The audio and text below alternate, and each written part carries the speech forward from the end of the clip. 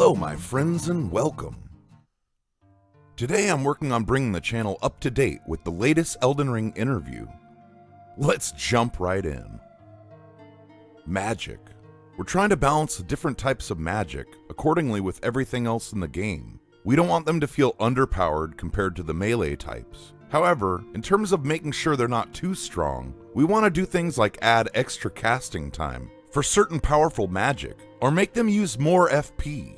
These are things that we're certainly testing and tweaking to make sure we get them just right. We haven't made the game so you have to have any specific mechanic or type of playstyle in order to progress and complete it, but the spirit summons are actually tied to the FP, or mana system in the game. So you'll actually have to level up your FP a little bit in order to summon these spirits. The stronger the spirit, the more FP it will consume upon summoning. At level 1, for instance, when you first start out, you might not be able to use any of that, so you might have to specialize a little bit towards that type of play. Healing. The basic healing item will be similar to that of Dark Souls, with the Estus Flask. It will function in a similar way, in that you can replenish its charges by resting at a site of lost grace. This time, to compensate for the fact that there's such a huge play area, when you're a long way from a checkpoint on your journey and you run out of healing potions, you may want a quick pick-me-up. So we've implemented a feature where you can defeat a small group of enemies, say 3 to 5 enemies. It will actually give you a little health boost. This is to try to alleviate the stress of traveling all the way back to the last checkpoint, just to replenish your health. You may be familiar with Dark Souls, how it was where you could allot your healing or FP flasks to your tastes or build preference. That is still intact in Elden Ring. Combat. We'd say the sense of speed of combat is closer to Dark Souls 3. If you remember, we had Dark Souls 1 and 2 released with the more steady, deliberate combat speed.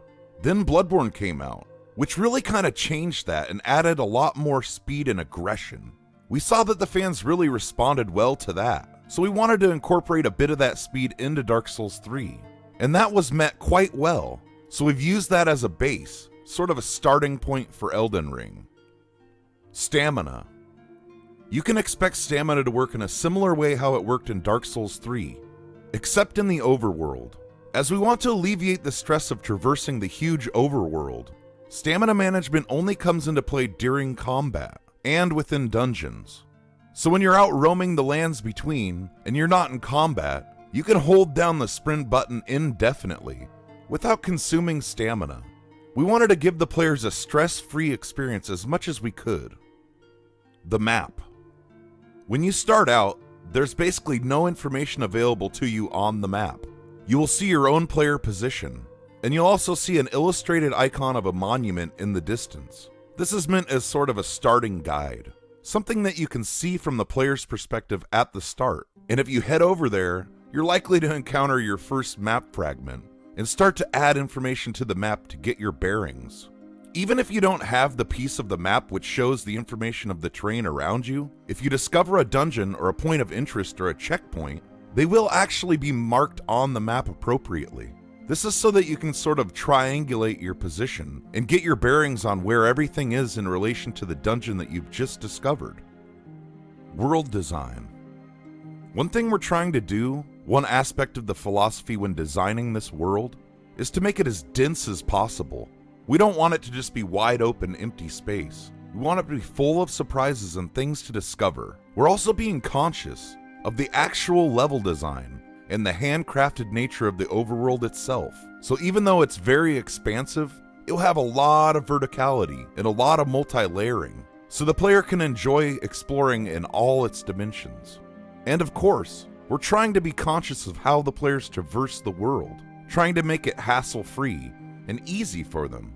So, instead of having to be able to only travel between checkpoints, the player is able to open their map anywhere on the overworld, outside of the dungeons, and select a previously discovered checkpoint, a site of lost grace, and warp back to there.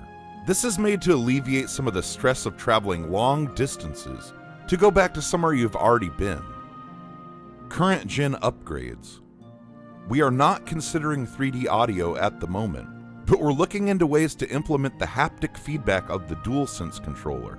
We are continuing to consider and tweak to balance performance. you can probably think of it in terms of not being too different from our targets on previous games. NPCs and Storyline. First of all, the number of NPCs and characters you can interact with in Elden Ring is just a lot more than in previous games. So there are a lot more of these stories and a lot more personality to the world that they bring.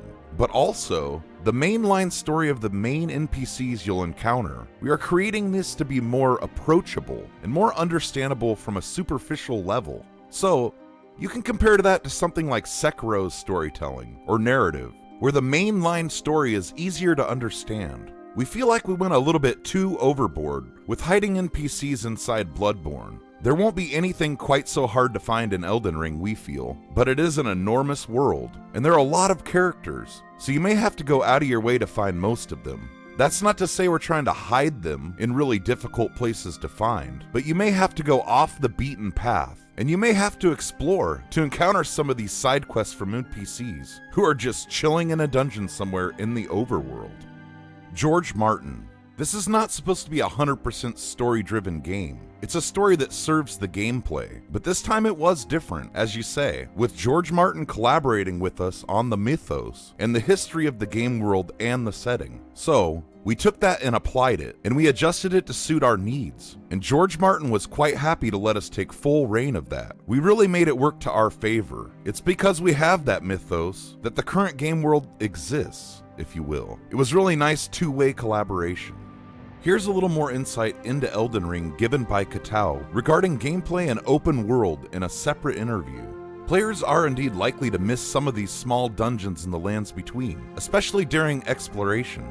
But relax, we're also implementing some ways for you to find these dungeons. For example, you could find a structure called a watchtower that will give you a clearer vision around. You can zoom in with this structure, finding dungeons that will automatically mark on your map. There is no level limit required for you to enter and clear the legacy dungeon. If you find it, you can even clear it with a level 1 character. But there will be some dungeons that require you to have a special item or equipment to enter. While we don't know if this system is well received as Sekiro, we do find features like pop tutorials to be quite effective. So we wanted to bring those same elements to Elden Ring, relying on the tutorial pop-ups with images and text. The only thing we regret about Sekiro is the absence of a feature to re-access these tutorials after they appear as pop-ups. At Elden Ring, we're going to summarize this tutorial into items that gamers can access so they can reread it whenever they want.